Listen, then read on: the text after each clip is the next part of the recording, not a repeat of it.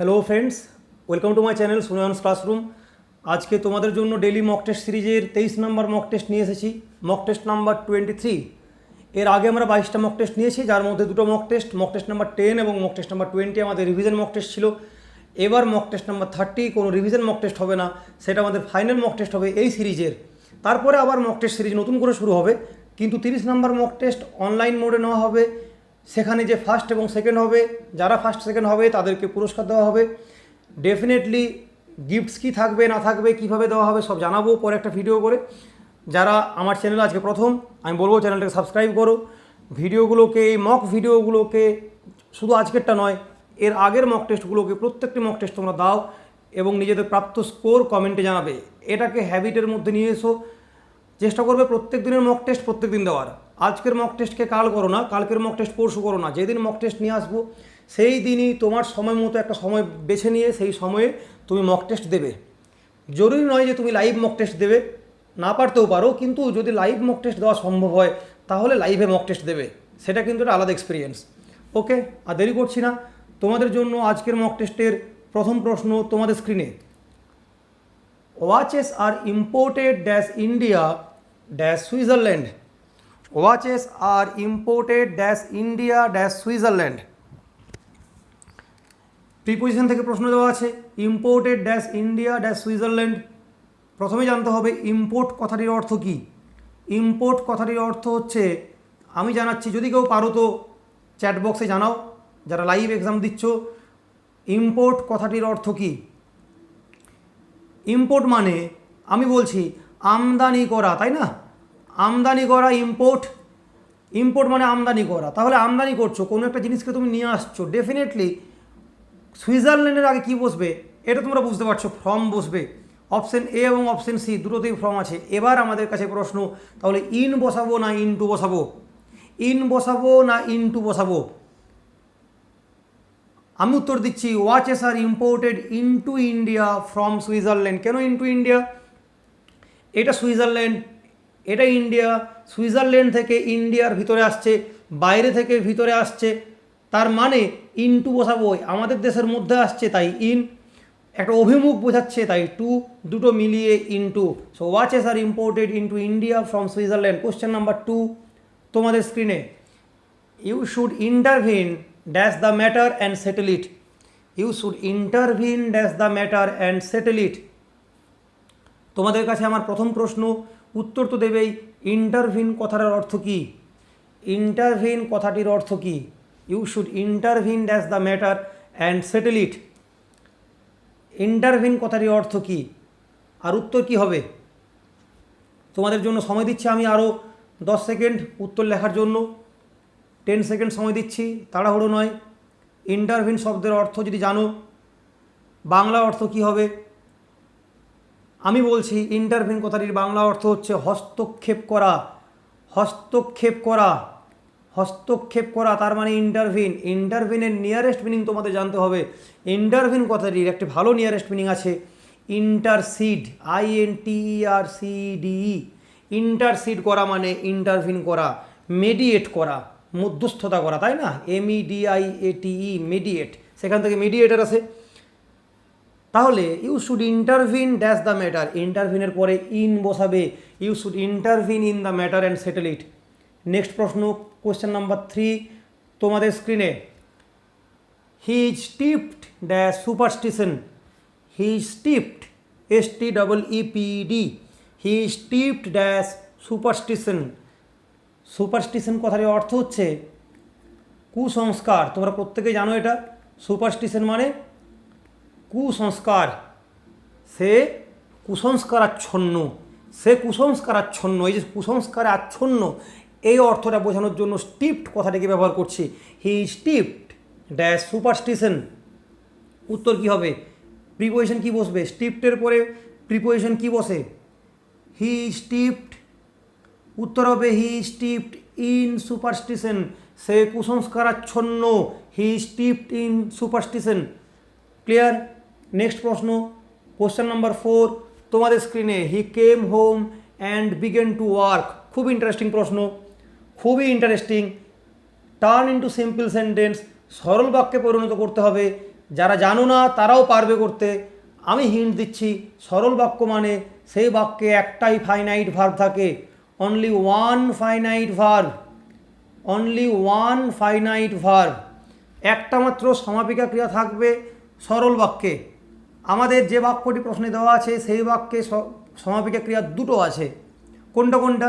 প্রথমে আছে কেম, কাম থেকে কেম আসছে, অতীতকাল বোঝানোর জন্য কামটাকে কেম করা হয়েছে, এটা একটা ফাইনাইট ভার্ব। বিগিনের পাস্ট টেন্স বিগেন, এটা একটা ফাইনাইট ভার্ব। তোমরা জানো কাল এবং পুরুষ ভেদে, কাল এবং পুরুষ ভেদে পার্সন এবং টেন্স অনুযায়ী যে ক্রিয়াপদের রূপটা বদলায় সেই ক্রিয়াপদটা সমাপিকা ক্রিয়াপদ হয়। তাহলে কামটা কেম হয়েছে, বিগিনটা বিগেন হয়েছে, ডেফিনেটলি কেম এবং বিগেন এই দুটো সমাপিকা ক্রিয়া, ফাইনাইট ভার্ব। এই বাক্যটা একটা কম্পাউন্ড সেন্টেন্স, অ্যান্ড কনজাংশন দিয়ে যুক্ত করা আছে। সে বাড়ি ফিরলো, সে বাড়ি এলো এবং সে কাজ করতে শুরু করলো। হি বিগেন টু ওয়ার্ক, হিটা উজ্জ্ব করা আছে কারণ হি আগে একবার দেওয়া আছে। আমাকে কী করতে হবে? অর্থ এক রাখতে হবে, সমাপিকা ক্রিয়া একটা রাখতে হবে। তাহলে ডেফিনেটলি একটা সমাপিকা ক্রিয়াকে হাওয়া করে দিতে হবে, একটা সমাপিকা ক্রিয়াকে দূর করতে হবে। কিভাবে দূর করব? অর্থ এক রেখে। বাক্যটার অর্থ কি এরকম হতে পারে না? সে বাড়ি ফিরে কাজ করতে শুরু করলো, সে বাড়ি ফিরে, ফিরেতে গিয়ে যদি থামিয়ে দিই তাহলে বাক্যের অর্থ সম্পূর্ণরূপে প্রকাশিত হচ্ছে কি? হচ্ছে না। সে বাড়ি ফিরে কি? সে বাড়ি ফিরে কাজ করতে শুরু করলো। তাহলে শুরু করলো এটাই একমাত্র সমাপিকা ক্রিয়া। বিগেন, কাজ করতে, টু ওয়ার্ক, এটা টু ইনফিনিটিভ, এটাও একটা অসমাপিকা ক্রিয়া, থাকতেই পারে। অসমাপিকা ক্রিয়া 1000 থাকতে পারে, আমার কোনো আপত্তি নেই। কামিং হোম, উত্তর লেখো, কামিং হোম, বাড়ি ফিরিয়া, coming home, he began to work, he began, সে শুরু করলো, কি শুরু করলো না? টু ওয়ার্ক, কাজ করতে। এই বাক্যটিতে কী হলো? কামিং কথাটা একটা নন ফাইনাইট ভার্ব। কী ধরনের non finite? Present participle, present participle. To work, এটা কী ধরনের non finite?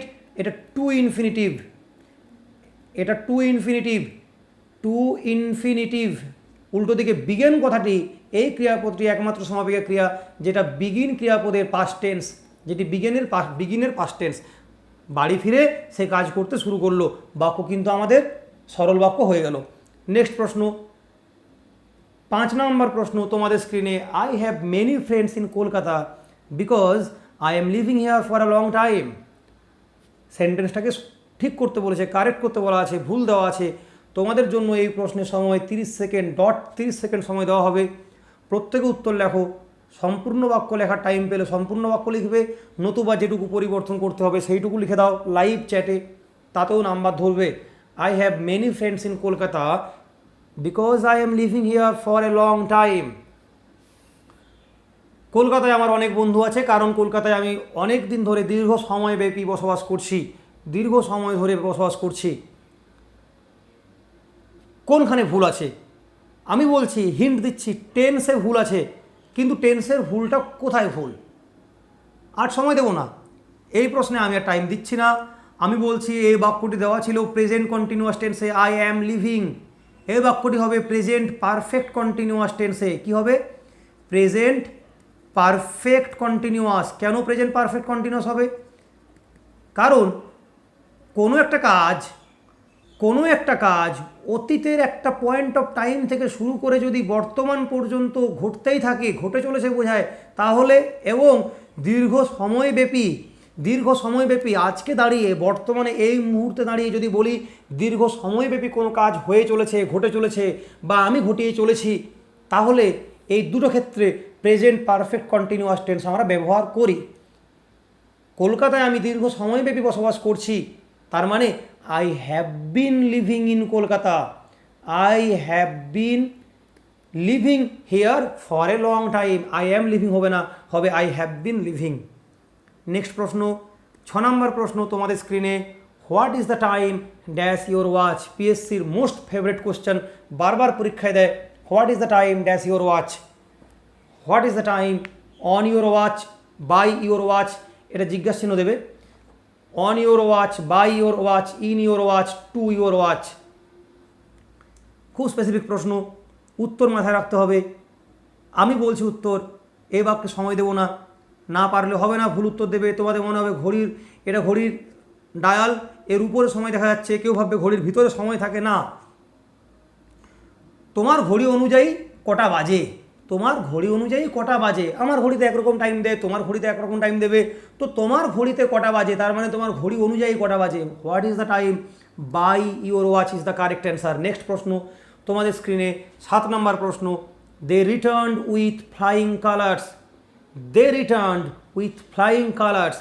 With flying colours, এই যে ইডিওমেটিক এক্সপ্রেশনটা আছে তার অর্থ কী হবে? 4টে অপশান দেওয়া আছে। Victorious, they return victorious, they return happily, they return with pride, নাকি none of the above. They return with flying colours, কোনটা উত্তর হবে তোমাদের? সময় দেবো না, এ বাক্যে সময় দেওয়ার তো প্রয়োজন নেই, না জানলে পারবে না, তবু একটু হিন্ট দিচ্ছি আমি। ধরে নাও এই দে মানে আসলে আমাদের আর্মির সোলজার্সদের বোঝাচ্ছে, আমাদের আর্মিকে বোঝাচ্ছে। They return with flying colours, তিরঙ্গা উড়িয়ে, আমাদের যে পতাকা আছে সেই পতাকা উড়িয়ে তারা ফিরে আসছে, তাই না? তারা ফিরে এলো, তারা রিটার্ন করলো, তার মানে কি? তারা বিজয়ী হয়ে ফিরে এলো। They return with flying colours মানে দে রিটার্ন ভিক্টোরিয়াস, তারা বিজয়ী হয়ে ফিরে এলো। হ্যাঁ, এর মধ্যে গৌরবের ভাব ডেফিনেটলি থাকে, কিন্তু বিজয়ের ভাবটা সবচেয়ে বেশি স্পষ্ট, তাই উইথ প্রাইড দেবো না, উইথ প্রাইডে দাগ দেবো না, বলবো ভিক্টোরিয়াস। ক্লিয়ার? নেক্সট প্রশ্ন 8 নম্বর প্রশ্ন তোমাদের স্ক্রিনে আরেকটা ইডিওমেটিক এক্সপ্রেশন, বোন অফ কন্টেনশন মানে কি? বোন অফ কন্টেনশন মানে কি? 4টে অপশান দেওয়া আছে। Matter of agreement, subject of dispute, matter of consensus, নাকি none of the above. Matter of agreement, subject of dispute, matter of consensus, নাকি নান অফ দি অ্যাবাভ। না পারলে উত্তর হবে না, যদি না জানো তাহলে পারবে না তোমরা এটা। Matter of agreement, subject of dispute, matter of consensus, নাকি নান অফ দি অ্যাবাভ। উত্তর বলছি বোন অফ কন্টেনশন মানে বিবাদের বিষয়, তর্কের বিষয়। Subject of dispute is the correct answer. Agreement এবং কনসেনসাস আসলে আসলে একই মানে। কনসেনসাস মানে হচ্ছে জেনারেল এগ্রিমেন্ট। এই জেনারেল এগ্রিমেন্ট এটা কিন্তু একটা ওয়ান ওয়ার্ড সাবস্টিটিউশনে আসে। এই general agreement is known as matter of consensus. Clear? তো এই জেনারেল এগ্রিমেন্ট মানে কনসেনসাস, তাহলে এগ্রিমেন্ট, এখানেও এগ্রিমেন্ট, এই দুটো হবে না। কন্টেনশন আর কনসেনসাস শুনতে একই লাগবে, অপশন সি কিন্তু কেউ করবে না। সাবজেক্ট অফ ডিসপিউট, ডিসপিউট মানে বিবাদ। ক্লিয়ার? নেক্সট প্রশ্ন 9 নম্বর প্রশ্ন তোমাদের স্ক্রিনে, tooth for a tooth is the law of the জঙ্গল।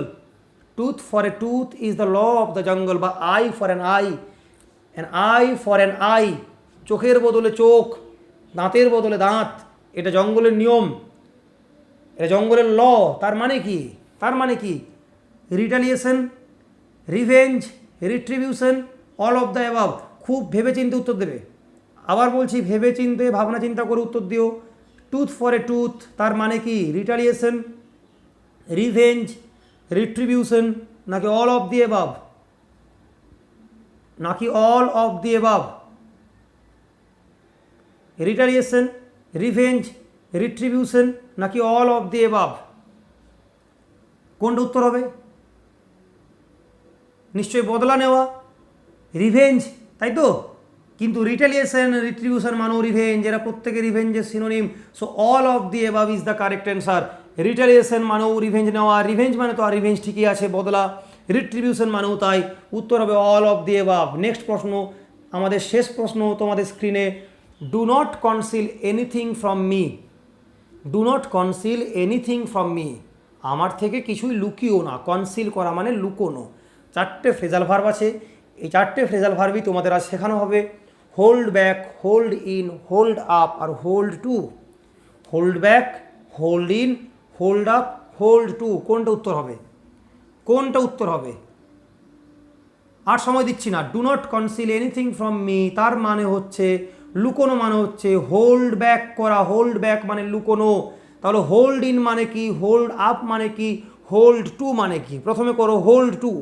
হোল্ড টু মানে হচ্ছে স্টিক টু, লেগে থাকা, স্টিক টু। উত্তর কী হবে? একটা সেন্টেন্স বলি, একটা সেন্টেন্স বলি। ডু ইউ স্টিল, তুমি কি এখনও, do you still hold to your plans. Hold to your plans, তুমি কি তোমার প্ল্যানে এখনও লেগে আছো? Do you still hold to মানে স্টিক টু। হোল্ড আপ মানে কি? হোল্ড আপ মানে জাগিয়ে রাখা। লেখো, হোল্ড আপ মানে জাগিয়ে রাখা। তাহলে সেন্টেন্স কী হবে? Hold up your spirit for a few days more, for a few days more, hold up your spirit for a few days more। আর হোল্ড ইন মানে কি? হোল্ড ইন মানে চেক করা, কন্ট্রোল করা। হোল্ড ইন, একটা sentence লেখো, hold in your anger বা temper করতে পারো। হোল্ড ইন ইউর অ্যাঙ্গার বা টেম্পার মানে চেক ইউর টেম্পার। ঠিক আছে, তোমার টেম্পারকে আটকাও, তোমার রাগকে থামাও, রাগকে কন্ট্রোল করো, চেক করো। So that's it. এই ছিল আজকের আমাদের মক টেস্টের প্রশ্নগুলো। তোমাদের সামনে ইডিওমেটিক এক্সপ্রেশন দেওয়া ছিল, 4টে তোমরা ফ্রেজাল ভার্ব পেলে, বেশ কয়েকটা অ্যাপ্রোপ্রিয়েট প্রিপোজিশন পেয়েছো। একটা ফ্রেজাল ভার্ব মানেও কিন্তু একটা অ্যাপ্রোপ্রিয়েট প্রিপোজিশন মাথায় রাখতে হবে। এই অর্থের জন্য হোল্ডের পরে ব্যাকই বসবে, চেক করার জন্য হোল্ডের পরে ইনই বসাবো, আপ নয়, টু নয়, ব্যাক নয়। ক্লিয়ার? তো এরা প্রত্যেকেই কিন্তু অ্যাপ্রোপ্রিয়েট প্রিপোজিশন, এটা মাথায় রাখতে হবে। বাকি সিম্পল সেন্টেন্স একটা করতে পারলে তোমরা, সেখানে আমি কয়েকটা জিনিস বুঝেও দিলাম কি হয় না হয়।